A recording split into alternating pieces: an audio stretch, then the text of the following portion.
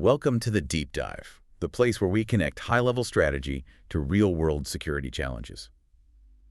Today, we are opening up the military's playbook on, well, how it interacts with the rest of the world. And it's quite the playbook. I mean, it's incredibly dense, but it really is the foundation of global influence. We're diving into the complex framework of security cooperation, those foundational efforts the United States military undertakes globally. Right, the ones focused on building partnerships and deterring conflict. Exactly. It's the entire architecture of global burden sharing, really. So we're looking at three key sources today and kind of stacking them together. We have the Department of Defense's foundational rule set, that's Joint Publication 320, Security Cooperation. Then there's the overarching execution policies laid out in Chairman of the Joint Chiefs of Staff Guide 3-130. Right, the planning guide. And then we connect all that theory to the most critical operational challenges. We're looking at details in the April 2025 Strategic Assessment from the Commander, United States Indo-Pacific Command, Admiral Samuel J. Paparo. Yeah, bringing it right down to the pointy end of the spear, so to speak. The mission for this deep dive is pretty critical for you, the listener, whether you're prepping for a meeting or maybe just trying to understand global affairs better. So the central question we want you to keep in mind is this. How do these strategic documents, the official doctrine, how do they actually enable the crucial on-the-ground efforts? The efforts needed to deter aggression, build durable partnerships, and, importantly, maintain essential access across a massive and contested region like the Indo-Pacific. It's a huge puzzle. It really is. So let's start with the basics in part one, defining security cooperation itself. When the Department of Defense talks about security cooperation, it's a specific legal and operational function, isn't it? It absolutely is. What is the official definition laid out in Joint Publication 320, security cooperation? Well, the document is quite clear on this. Security cooperation represents the Department of Defense's contributions to an integrated application of national power. And that means diplomatic, informational, military, and economic power working together with foreign security establishments. Okay, that word integrated seems really important there. Oh, it's crucial because the military efforts, they just cannot stand alone. They have to be part of that bigger picture. And these interactions, they're not just like goodwill tours or diplomatic gestures, are they? Not at all. No, they are explicitly designed, to achieve three specific strategic outcomes. Okay, three outcomes. What are those core purposes that drive all security cooperation activity? The doctrine defines them meticulously. The first outcome is building relationships that promote specific United States security interests. So this is about building trust, opening communication channels, really fundamental stuff. Building trust. Okay. What's the second? Second, it must develop allied and partner military and security capabilities and capacity. And this is for their own self-defense and also for multinational operations. This is where you get into the hard power development. Right, the actual doing part. And the third point, this one feels perhaps the most operational, but maybe less understood by the general public. I think that's right. The third outcome is to provide United States forces with peacetime and contingency access to allies and partners. Think about it in a globally connected environment, having things like basing rights, overflight agreements, assured access through partner nations. Yeah, that's vital. It's non-negotiable, especially for rapid force deployment and effective deterrence. Without these relationships, the military is, frankly, severely limited in its ability to respond to a crisis overseas. You emphasize that security cooperation is the Department of Defense's contribution to an integrated application of power. So that points back to needing constant, deep coordination with other government agencies, right? Absolutely. What does that interagency coordination look like, particularly with the Department of State? Well, it means we succeed or fail together, essentially. The Department of State, by law, takes the lead on foreign affairs, period. Okay. Therefore, every single Department of Defense security cooperation activity must be synchronized with the diplomatic and economic efforts led by state. State guides the overall United States government strategy. So the military's part, security cooperation, it fits into something bigger. Exactly. The entire effort, which the military refers to as security cooperation, is only one component supporting the broader whole-of-government concept called security sector assistance. Security sector assistance. And if state and defense are not aligned on objectives, Imagine building a border patrol unit that the State Department is simultaneously thinking about sanctioning. The entire effort just falls apart. It's wasted effort, wasted resources. That integrated approach makes a lot of sense, especially when we think about the strategic advantage we get from these partnerships. The United States National Defense Strategy is really built on this idea that our network of alliances is our greatest asset. It truly is an asymmetric advantage. You heard Secretary of Defense Lloyd J. Austin III affirm this, saying, "Our allies and partners are a force multiplier and one of the greatest strategic assets we have in protecting our nation." A force multiplier. Think about it. Competitors like China and Russia, they simply cannot replicate this kind of global web of trust and mutually beneficial security arrangements. It's unique. So when our partners gain capabilities through security cooperation, They reinforce regional security, which in turn reduces the need for us to intervene directly. Mhm. And it significantly strengthens deterrence against any shared aggression. It's like a collective insurance policy, really. Okay, this distinction between security cooperation and security sector assistance seems vital for clarity. Just to recap that for you listening, security sector assistance is the broader United States government strategy, generally led by the Department of State. Exactly right. And security cooperation encompasses the Department of Defense's specific set of activities, things like security force assistance, institutional capacity building, security assistance programs, all the things that support those broader government-wide efforts. So security cooperation is like the military's toolkit. Precisely. The military toolkit used to achieve the strategic objectives set by the entire United States government. And that toolkit sounds pretty expansive, right? Yeah. It includes everything from high-level leader talks, staff meetings, workshops, to those developmental activities like organizing, training, equipping, building, and advising, all the way to providing actual resources like foreign military sales and international military education and training. It's a whole continuum. You know, the military engagements, they build the necessary confidence and trust you need for cooperation. Then the developmental activities actually execute the physical and organizational improvements. And the security assistance programs, they provide the financial and material resources needed to sustain those gains. They're all complementary efforts running through the whole competition continuum. Okay, let's move to part 2 then and unpack those developmental activities.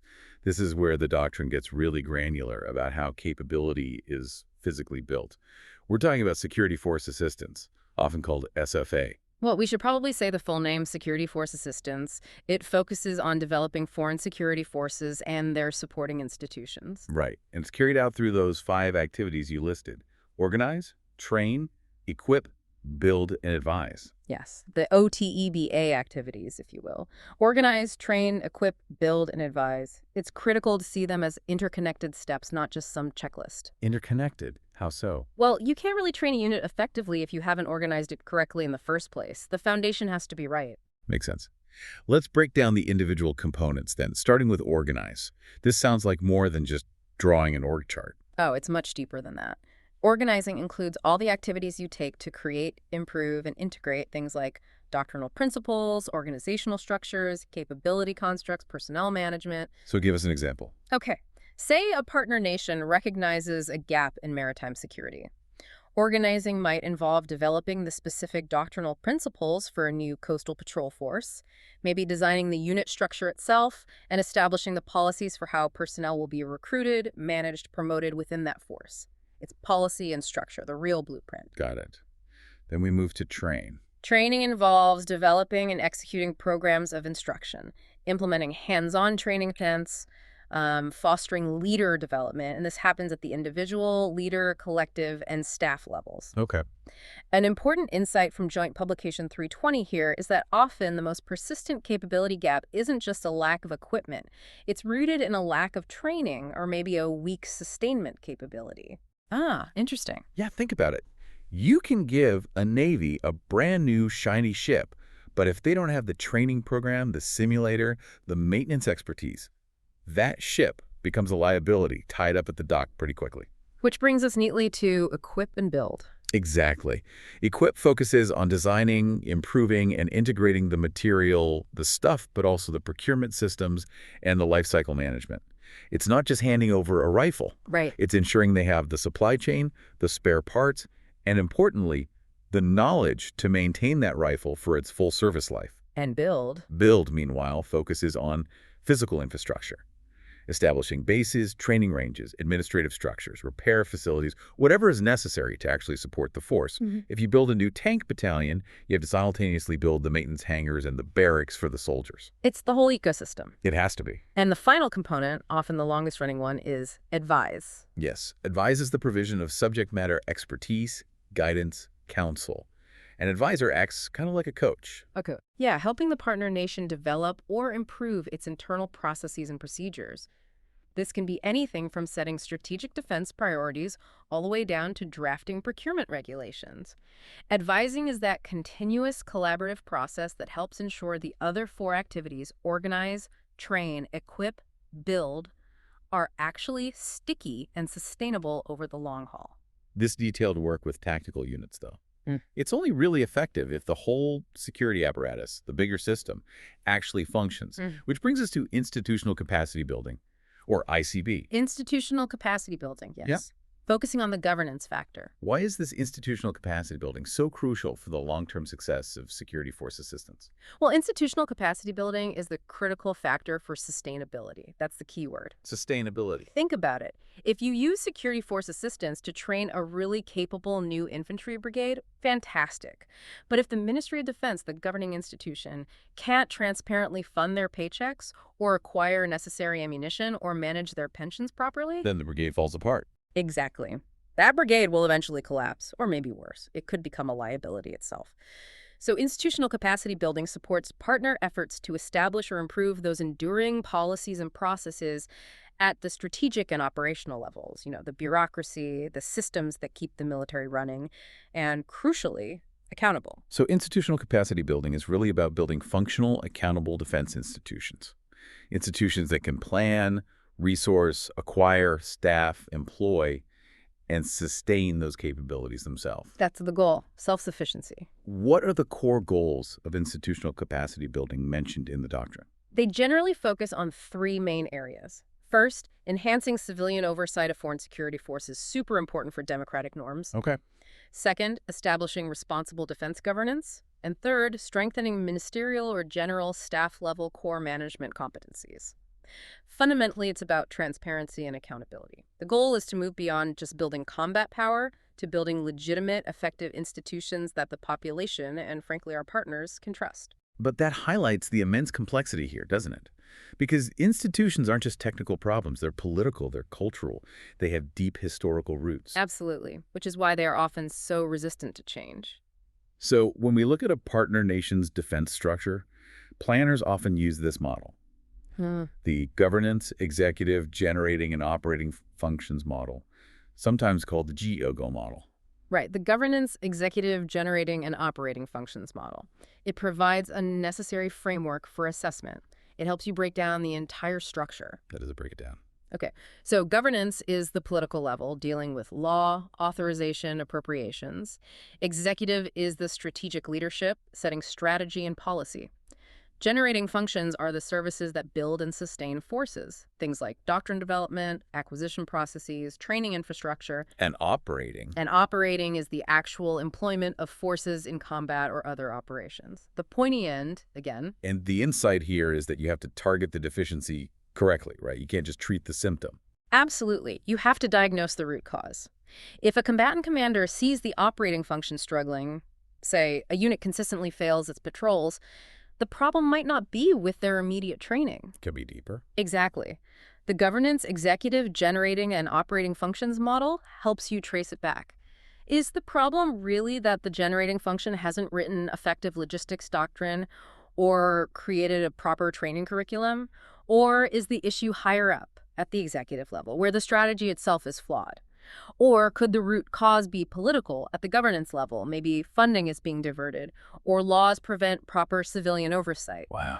Without this kind of framework, we risk spending millions, maybe billions, on equipment only to have political dysfunction at the top render the entire investment useless. That really makes the work of institutional capacity building sound incredibly delicate. You're navigating sensitive political territory while trying to apply military expertise. It absolutely is. Institutions reflect the partner's unique history and politics. That's why they're so resilient and, frankly, difficult to change sometimes. The doctrine emphasizes that developmental activities must be tailored. You can't just try to impose a United States model wholesale. So what's the key then? A crucial component of institutional capacity building planning is analyzing which internal actors actually have the authority to make decisions about resource allocation and defense priorities, and then working carefully to strengthen the transparency of those specific processes. It's painstaking work. We also have to address the incorporation of the Women, Peace, and Security Framework, often called WPS, into this core doctrine. This isn't just an add-on policy, is it? Joint Publication 320 says it's essential. That's right. It's not optional. It is a statutory requirement codified in Title 22 of the United States Code, sections 2152J through 2152J4. A legal requirement. Yes, and the integration of women, peace, and security is viewed as a strategic imperative, not just some social goal. The doctrine explicitly calls it out as an avenue to counter coercion globally and generate goodwill. How does integrating this perspective practically benefit security forces? How does it enhance operational effectiveness, according to the doctrine?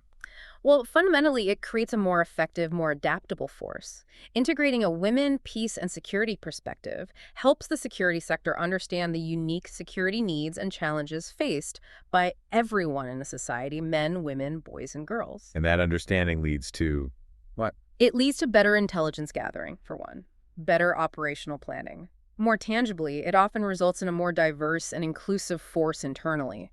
This can actually reduce institutional corruption and enhance engagement with the local populace. Think about it.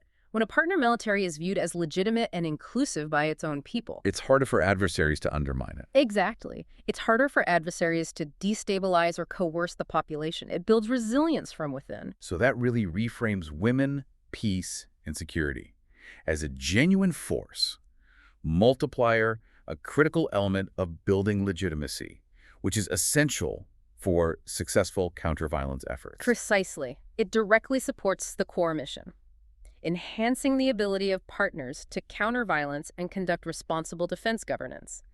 The inclusion in the doctrine mandates that this lens must be applied during the planning and assessment phases of every single security cooperation activity. It's baked in. Okay, let's transition now to part 3, putting this doctrine into motion through the joint planning and execution enterprise.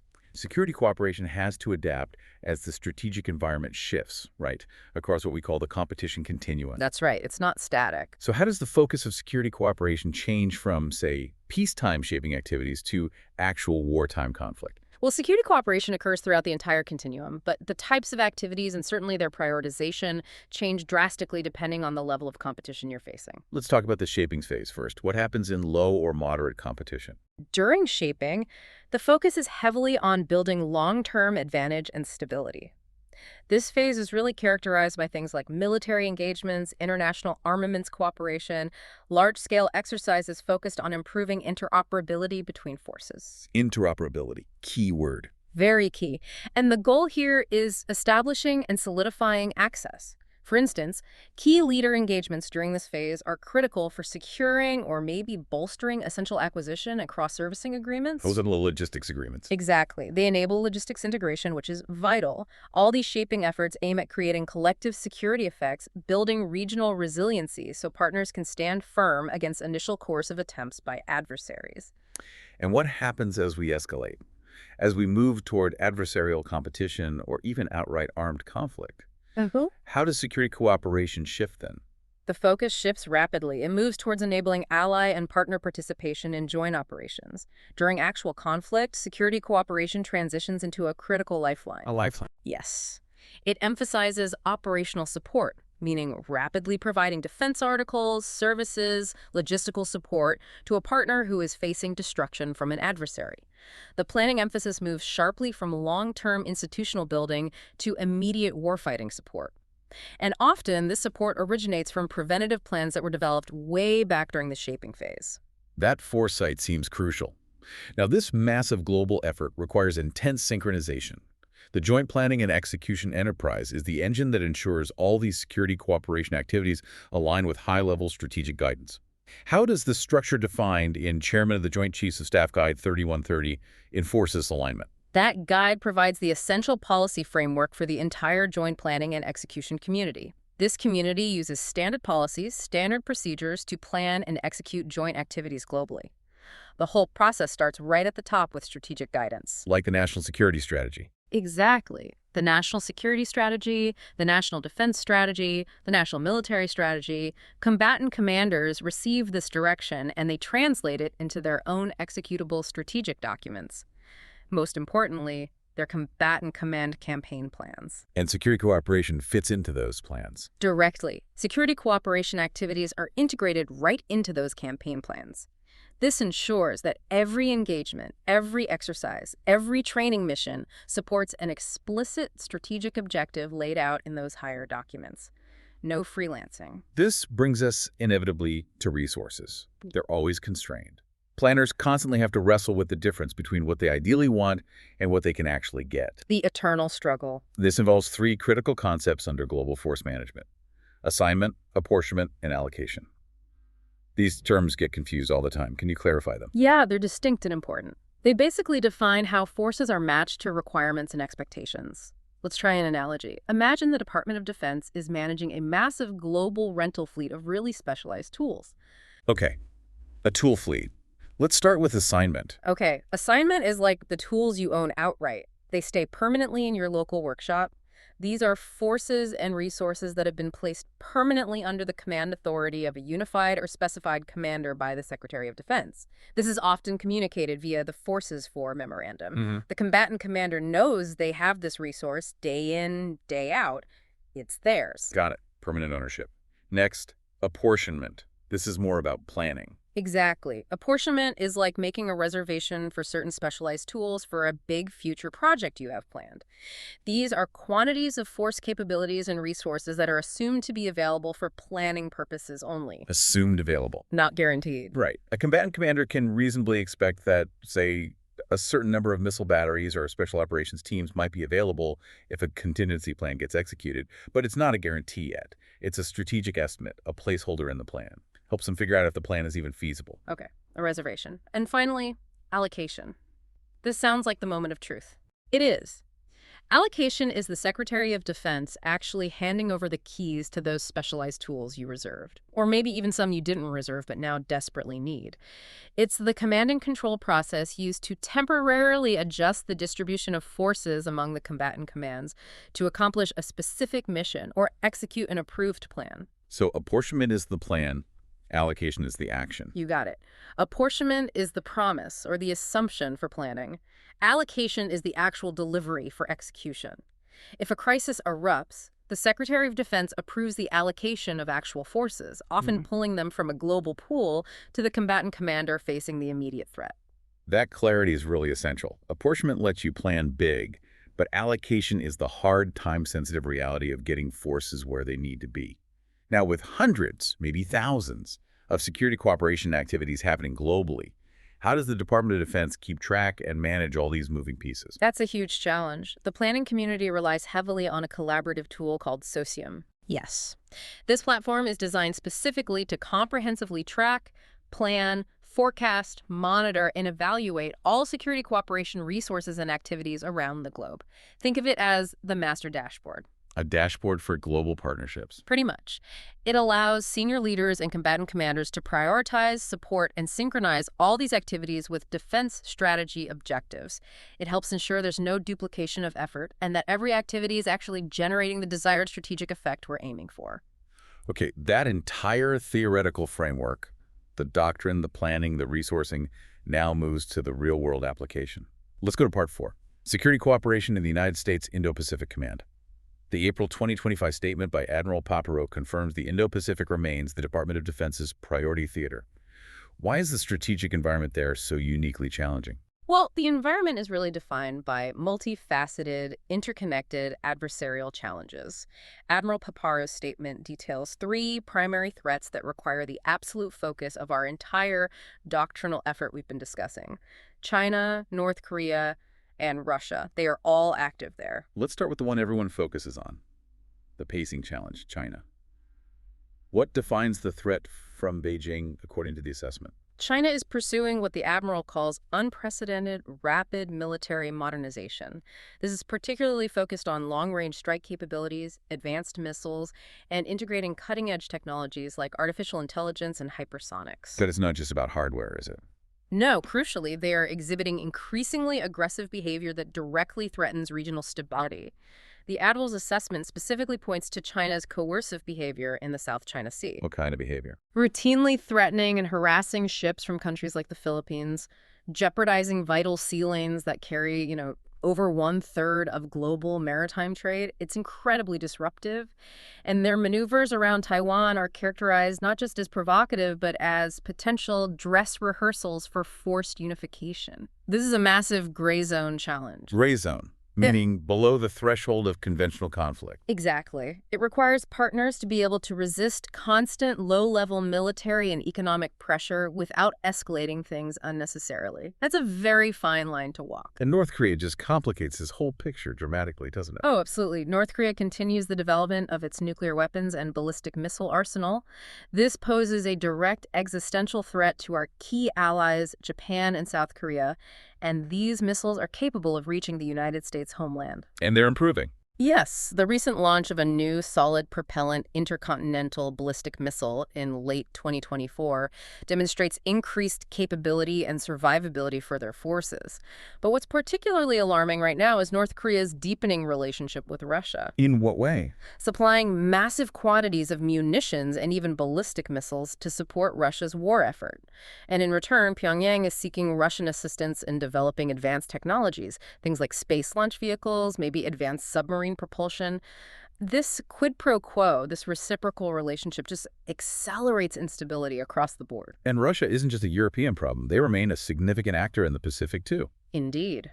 Russia is focused on modernizing its Pacific fleet.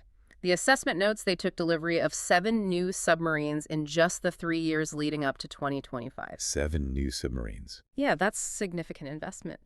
This modernization, combined with increasing collaboration with China, we're seeing combined naval patrols, even bomber patrols using nuclear-capable aircraft. It creates a really complex, integrated challenge. The adversarial powers are coordinating their activities. Which means our response also has to be coordinated. It has to be. Our deterrence strategy must also be collective and integrated with our allies and partners. We can't face it alone. So, facing this integrated threat matrix, how does the United States Indo-Pacific Command translate the doctrine of security cooperation into a comprehensive strategy? What are the commander's big concentration areas for achieving deterrence through cooperation? Well, the commander strategy is fundamentally focused on achieving deterrence by denial, convincing Beijing that the costs and risks of aggression simply outweigh any potential gains. It revolves around 4 main concentration areas, and all of them rely heavily on security cooperation. Okay, what are they? First, they aim to accelerate and really suffuse information effects into planning, ensuring that every action, especially exercises, sends a clear, unambiguous signal about capability and resolve. Using information as a tool. Exactly. Second, they focus on building, integrating, and employing advanced all-domain dynamic combat power. That's the hard military edge. And the third and fourth areas seem to connect directly back to our discussion on security cooperation. Precisely. The third area is to strengthen alliances and partnerships. The Admiral explicitly calls this network our tremendous asymmetric advantage. That is pure security cooperation in action, maximizing the collective strength of the network. And the fourth. The fourth area is improving theater posture to achieve expanded maneuver. This ties directly back to the doctrine's third core purpose we discussed earlier: securing access, getting the forces where they need to be when they need to be there. Let's make this tangible then. How does this high-level doctrine translate into actual operational execution on the ground, or rather, in the water and air? Specifically, through major exercises and posture improvements across the theater. Okay, the command uses a relentless pace of multilateral exercises. These are designed to drive interoperability and demonstrate coalition resolve. For example, Exercise Valiant Shield, that's a big multi-domain interoperability event, showcasing integrated capability across air, land, maritime, cyber, space, all domains. Any specific examples from Valiant Shield? A key element mentioned involved the successful employment of precision strike missiles from an autonomous multi-domain launcher. And this happened at Palau International Airport.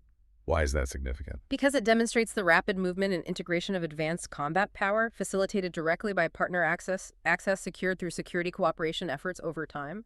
It shows we can put shooters in unpredictable places quickly. And we're seeing more coordination beyond just the U.S., right? Trilateral, multilateral. Absolutely. The command deliberately expanded trilateral cooperation with Japan and Australia in Exercise Keen Edge, demonstrating integrated command and control at a higher level. And maybe most critically, multilateral coordination with the Philippines has increased significantly. Through Exercise Balikatan. Yes, Balikatan. It featured 16,000 participants from multiple nations. It wasn't just about training, it was explicitly about preparing for contingencies and actively protecting Philippine sovereignty against ongoing maritime coercion. These exercises directly fulfill that second core security cooperation purpose, developing partner capability for self-defense and multinational operations. And what about the physical infrastructure improvements? The access component you mentioned, is that accelerating too? Yes, and this is doctrine in action, leveraging resources to achieve persistent presence. It's a perfect connection back to the doctrine's access requirement. How are they doing it? The command is leveraging regular operation and maintenance funding, but also the authority granted in the fiscal year 2024 National Defense Authorization Act for unspecified minor military construction. Which gives them flexibility. A lot of flexibility. It allows for rapid, essential posture improvements in critical locations like the Philippines, Palau, the Federated States of Micronesia. This secures the necessary access, basing, overflight agreements that are essential for a distributed, survivable force posture across the vast distances of the Indo-Pacific.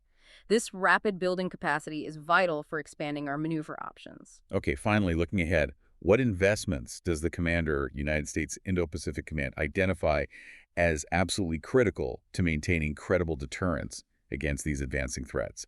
What defines the real winning combat power that he says is needed? The list is clearly focused on leap-ahead capabilities. First and foremost, integrated air and missile defense is paramount.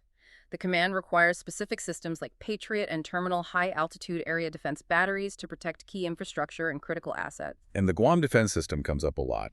It's seen as a cornerstone for the whole region's deterrence architecture. It absolutely is. Guam is such a critical power projection hub, and it requires persistent 360-degree integrated air and missile defense against the full spectrum of advanced missile threats, ballistic, cruise, and hypersonic. The commander is pushing hard for the rapid delivery of this system, acknowledging that the threat capability is constantly evolving. Our defense posture has to keep pace, or deterrence erodes. Moving from defense to offense, what defines the advanced all-domain combat power needed to maintain an effective deterrent strike capacity? This includes critical long-range strike capabilities. These are essential for operating effectively across the sheer distances of the Pacific theater. We're talking about accelerated delivery of platforms like the Virginia-class Block V submarine, especially with the Virginia payload module for more missiles. The B-21 Raider bomber, which is coming online, and advanced ground-based fires like the Typhon system and the ROGE system, which uses the Naval Strike Missile from an expeditionary launcher. Long-range strike provides the necessary combat power and deterrent effects by holding adversary targets at risk from multiple vectors, even from great distances. But perhaps the most urgent requirement identified, especially for maintaining an asymmetric advantage, is the rapid fielding of autonomous and artificial intelligence-driven systems. Why is that capability singled out so strongly in the strategic assessment? Why AI and autonomy? Because the Admiral explicitly recognizes that these systems provide a significant and crucially affordable asymmetric advantage. Given the speed and sheer scale of adversary production in traditional platform ships, planes, missiles, our ability to integrate autonomous systems is absolutely key to defeating potentially numerically superior opponents. What kinds of systems are we talking about? Key enablers include things like uncrewed surface vehicles, robot ships, autonomous aerial systems, and those extra-large, unmanned underwater vehicles for persistent surveillance and operational flexibility. And security cooperation will be vital here too, ensuring that our partners can also integrate these high-tech capabilities into coalition operations quickly and effectively. We need them networked in. So this entire journey, from the foundational doctrine to the planning processes to the specific threats and needs in the Indo-Pacific, really shows us that security cooperation is the essential mechanism connecting high-level policy to the operational reality of managing global threats. That's exactly right. The doctrine sets the foundational rules, the planning enterprise provides the framework to allocate those scarce resources, and then the combatant commander executes the resulting activities in the theater, day in and day out, to maintain deterrence and build partnerships. That holistic view really feels like the essential takeaway.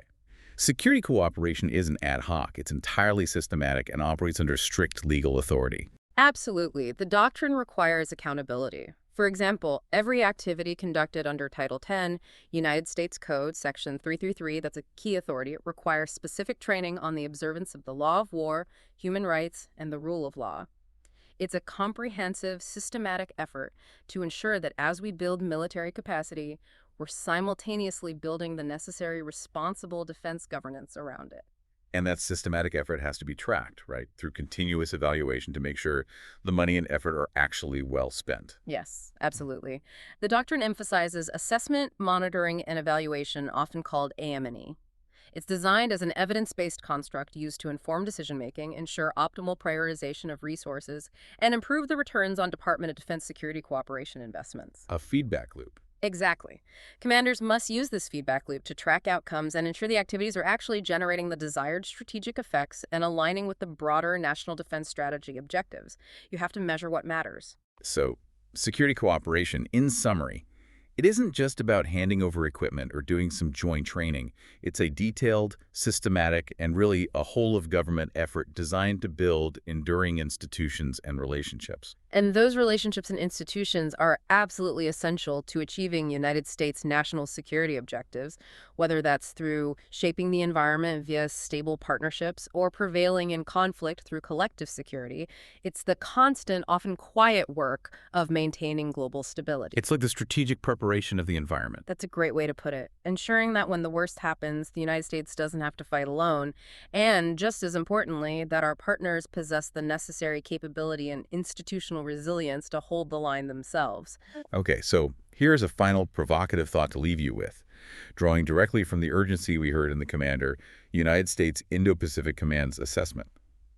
If China is, as assessed, currently outproducing the United States in key areas like air, maritime, and missile capability, how quickly must the integration of artificial intelligence, autonomous systems, and those strengthened alliances accelerate? How fast do we need to move to ensure deterrence remains truly credible and based on real winning combat power, as the Commander requested? That's the billion-dollar question, isn't it? Speed of adaptation is everything right now.